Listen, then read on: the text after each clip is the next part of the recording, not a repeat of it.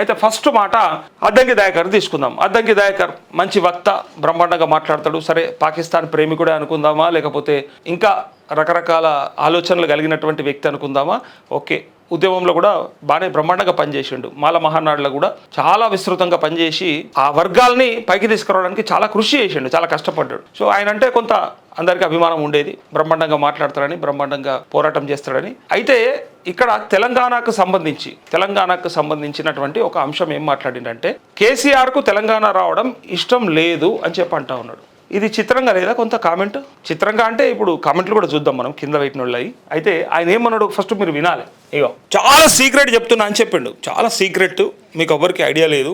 తెలంగాణ ఉద్యమకారుడిగా నేను చెప్పేది ఏంటంటే అని చెప్పి ఓ ముచ్చట తీసాడు. అయితే కేసీఆర్ తెలంగాణ రాకూడదని ప్రయత్నం చేశాడని అద్దంకి దయాకర్ అంటూ, ఇగో ఒకడు అంటాడు కేసీఆర్ లేకపోతే తెలంగాణ వచ్చేది ఏంటని. నేను ఓల్మర్ మీరుంటే వచ్చేదే తెలంగాణ? రేవంత్ రెడ్డితో వచ్చిందా తెలంగాణ? అద్దంకి దయాకర్ ఒక్కంతో వచ్చిందా తెలంగాణ? కాంగ్రెస్ వాళ్ళతో వచ్చిందా తెలంగాణ? కాంగ్రెస్ పోరాటం చేస్తే వచ్చిందా తెలంగాణ? వీళ్ళు ఏం చేయాలనుకుంటారంటే చరిత్రని మార్చేద్దామని చూస్తున్నారు. కానీ ఉద్యమం చూసిన వాళ్ళు, ఉద్యమంలో పాల్గొన్నోళ్ళు, ఉద్యమ చరిత్రని చదివిన వాళ్ళు ఒకడు కూడా మర్చిపోడు కేసీఆర్ చేసినటువంటి ఉద్యమాన్ని. ఈయన ఏమంటారంటే సింపుల్గా ఇదంతా ఎందుకు, అసలు ఒక చిన్న లాజిక్ క్వశ్చన్ అడుగుదాం. కేసీఆరే తెలంగాణను తీసుకురాకపోతే, కేసీఆర్ వల్లనే కాలేదనుకుంటే, ఒకవేళ కేసీఆర్ అంటే కూడా అసలు తెలంగాణ రావద్దని కోరుకున్నాడైతే నువ్వు ఆయనతో పీకనికి పనిచేసినావా తెలంగాణ జేఏసీలా? మాల మహానాడులో పనిచేస్తున్న నువ్వు తెలంగాణ ఉద్యమానికి మద్దతు తెలుపుతూ జేఏసీలో ఎందుకు భాగస్వామ్యమైనావు? అందులో కేసీఆర్ ఉన్నాడు కదా, మరి ఆనాడు అప్పుడే వ్యతిరేకించాలి కదా. కలిసి సోనియా గాంధీ దగ్గర కూడా పోతురి. ఎట్లా మాట్లాడుతుంది చూడు. రియాల ఈ తెలంగాణ సమాజం చూస్తుంది, కింద కామెంట్లు కూడా చేస్తుంది. 150 కామెంట్లు వచ్చినాయి ఒక్క చిన్న మాటకి. ఇంకా వేరే వేరే ఛానళ్ళలో ఇంకా విపరీతంగా వచ్చినాయి. కాకపోతే సింపుల్గా అసలు కేసీఆర్కి తెలంగాణ రావద్దని ఉన్నదట. ఇది ఎవరినన్నా లాగు దొడుక్కున్న బుడ్డ పొరగాన్ని అడిగితే కూడా చెప్తాడు. తెలంగాణ అంటే కేసీఆర్ అని, కేసీఆర్ అంటే తెలంగాణ అని. అసలు రావద్దని కోరుకున్నాడని చెప్తే నవ్వుడే కాదు ఇంకా వానికి అవసరం. వానికి ఒకవేళ ఇంకా తిక్కలేస్తే వాని ఎడమకాలు చెప్పు తీసి నానబెట్టి మరీ చెంపలన్నీ వాయుగొట్టడానికి సిద్ధంగా ఉంటాడు అని వీళ్ళ కింద కామెంట్ చేస్తూ ఉన్నారు. సిగ్గుండాలి ఈ మాట మాట్లాడడానికి. మీ రేవంత్ రెడ్డి ముఖ్యమంత్రే చెప్తాడు కేసీఆర్ అంటాడు, లేకపోతే నిజంగా తెలంగాణ వచ్చేది కాదు, తెలంగాణ రావడానికి ప్రధాన కారణం కేసీఆర్ ఉద్యమమే అని చెప్పి రేవంత్ రెడ్డి చెప్తాడు. మీ పార్టీలో ఉన్న ప్రతి నాయకుడు చెప్తాడు, ఈ రాష్ట్రంలో ఉన్నటువంటి ప్రతి పార్టీ చెప్తుంది, ఈ దేశంలో ఉన్నటువంటి ప్రతి పార్టీ చెప్తుంది తెలంగాణ అంటే కేసీఆర్, కేసీఆర్ అంటే తెలంగాణ అని. కానీ వీళ్ళకి మాత్రం చాలా సీక్రెట్ తెలంగాణ రావద్దని కోరుకుంటాడు. ఎందుకు కోరుకుంటాడా? ఆయన ముఖ్యమంత్రి అవుడు షోక్ లేదా ఆయనకి? కేసీఆర్కి అంటే కేంద్ర మంత్రిగా ఉండి రాజీనామా చేసింది దీనికోసమా? మళ్ళీ రావద్దని కోరుకుంటే మళ్ళీ ఏం కావాలని ఇంకా కేంద్ర మంత్రి కంటే మీద ప్రధానమంత్రి చేస్తారా తెలంగాణ రాకపోతే? ఈయన చెప్పేది చిత్రంగా లేదు, విచిత్రంగా అనిపిస్తలేదా? అసలు ఆయన పుట్టిందే తెలంగాణ కోసం అన్నట్టు ఆయన పోరాటం చేస్తే, పానం పోయేదాకా కొట్లాడిండు, పేగులు దిగేదాకా కొట్లాడిండని జనమంతా ఒప్పుకుంటుంటే, తెలంగాణ జాతిపిత అని జనాలు పెట్టుకుంటుంటే, కాదు అసలు కేసీఆర్కి తెలంగాణ రావడం ఇష్టం లేదని కొత్తగా ఈయన ఏంటంటే ఎమ్మెల్సీ ఇచ్చినాక ఒక ఉద్యోగం చేయాలి కదా, ఏదో ఒక పని చేయాలి కదా. రేవంత్ రెడ్డికి మరి ఏదో ఒక ఊడిగం చేయాల్సిందే కదా, లేకపోతే ఆయనకి ఇచ్చిన పదవికి విలువ ఉండదు, వట్టిగానే ఉన్నట్టు అయిపోతుంది. అందుకే టీవీలల్లో మాట్లాడేటువంటి అద్దంకి దయాకర్ ఇక డైరెక్ట్గా ప్రెస్ మీట్లకు వచ్చి గాంధీ భవన్లో కూర్చొని ఈ మాట మాట్లాడి, ఇప్పుడు చెప్పండి ఇక తెలంగాణ రావడం కేసీఆర్కి ఇష్టం లేదట. లైవ్లో చూస్తున్న వాళ్ళు కామెంట్ చేస్తే చేయండి. కేసీఆర్ అంటోడు తెలంగాణ కోసం కొట్లాడిండా, లేకపోతే ఆయన ఇంట్లో పదవుల కోసం కొట్లాడిండా, లేకపోతే రాజీనామాలు చేసుకుంటూ వచ్చిండా? ఇదంతా కూడా చూస్తున్న జనం చెప్పాలి. అందుకే ఇక కింద కామెంట్లు ఏమని పెట్టారు ఒకసారి మీరు చూడండి. అద్దంకి దయాకర్ ఏది పడితే అది ఇప్పుడు ఎట్లా మాట్లాడుతుందంటే, అసలు గాంధీ తాత స్వతంత్రం కోసం మాట్లాడలేదు, కొట్లాడలేదు, ఆయనకు అసలు స్వతంత్రం రావడం ఇష్టం లేకుంటే తెల్లులకు బానిసగానే ఉండాలని కోరుకున్నాడు అని చెప్పి ఎవడో ఏట్లేలయ్యా తూట్లే మల్లయ్య వచ్చి చెప్పినట్టు చెప్పండి. ఇప్పుడు ఒకడు దానయ్య లేలే అప్పుడు మహాత్మా గాంధీకి, సుభాష్ చంద్రబోస్కి, అట్లే అల్లూరి సీతారామరాజుకి మీరు ఎవరన్నా తీసుకోండి, వాళ్ళెవ్వరికి కూడా అసలు స్వాతంత్రం రావడం ఇష్టం లేదు, ఈ దేశానికి స్వాతంత్రం రాకుండా అట్లే కట్టు బానిసల లెక్కనే బతకడానికి వాళ్ళు ప్రయత్నం చేశారని చెప్పినట్టుగా ఏడిచినట్టుగా ఉన్నది నీ కథ. ఎవరికన్నా ఎర్రగడ్డ హాస్పిటల్ అటు ఇటు పోయి ఆడ చెప్పుకో, వాళ్ళు నమ్ముతుండో చూడన్న. తలకాయ లేనోడు, సగం ఉన్నోడు, మనసొంటోళ్ళు ఉంటారు కొంతమంది, వాళ్ళకి చెప్తే వాళ్ళని అర్థం చేసుకుంటారు నీ గురించి, నీ బాధ గురించి అని ఇలా బీఆర్ఎస్ వాళ్ళు అంటారు. నేను అంటలేను, పైగా తెలంగాణ మేధావులు అంటారు.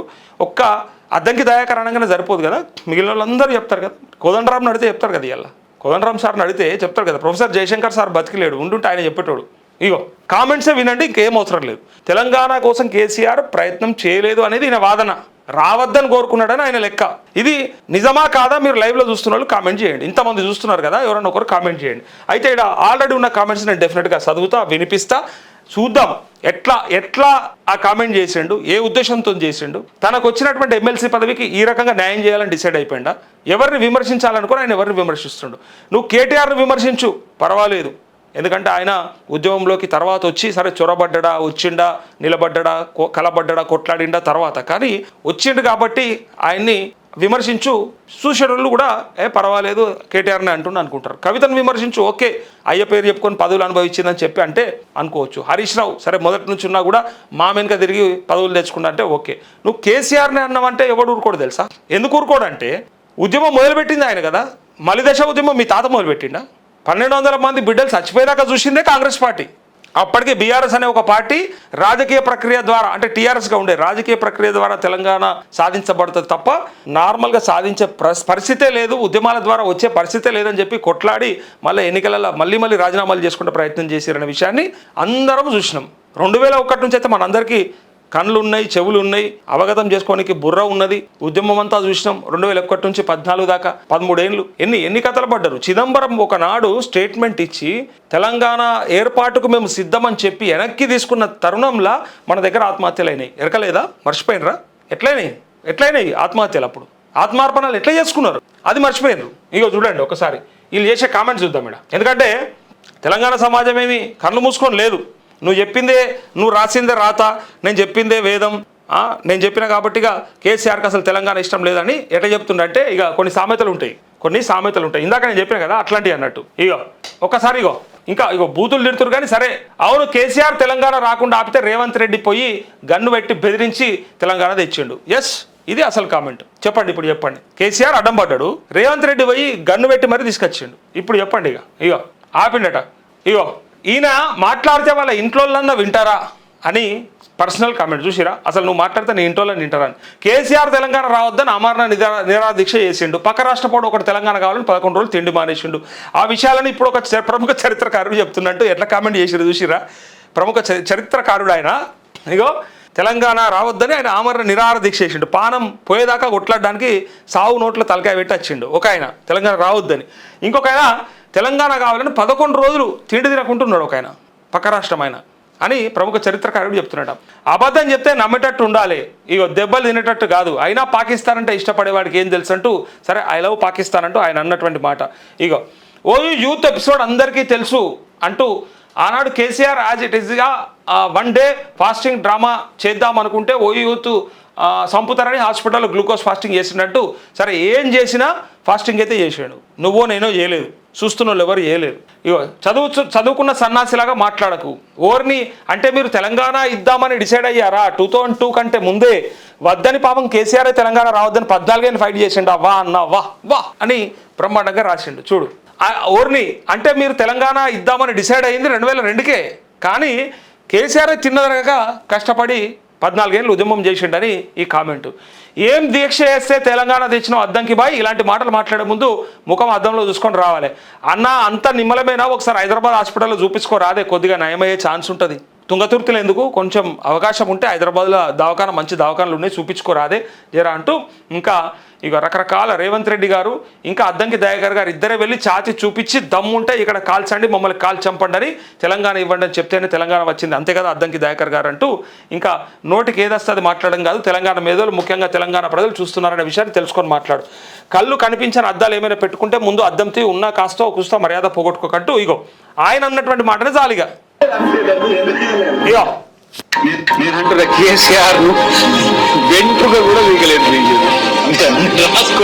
ఇది నువ్వు బాట అన్నాడా? కేసీఆర్ ను వెంట్రుక కూడా వీకలేరని ఆయన అన్నాడు ఒక టీవీ ఛానల్. అప్పుడు ఎందుకట్లా చేయలేదు, అంతే దాన్ని ఎందుకు చేయలేదు, దాని కంపల్సరీ అట్లా ఉన్నది అన్నాడా? ఒకనాడేమో అట్లా మాట్లాడి ఈయనేమో ఇట్లా మాట్లాడబడుతుంది. ప్రేమించు పాకిస్తాన్ ప్రేమించాలి.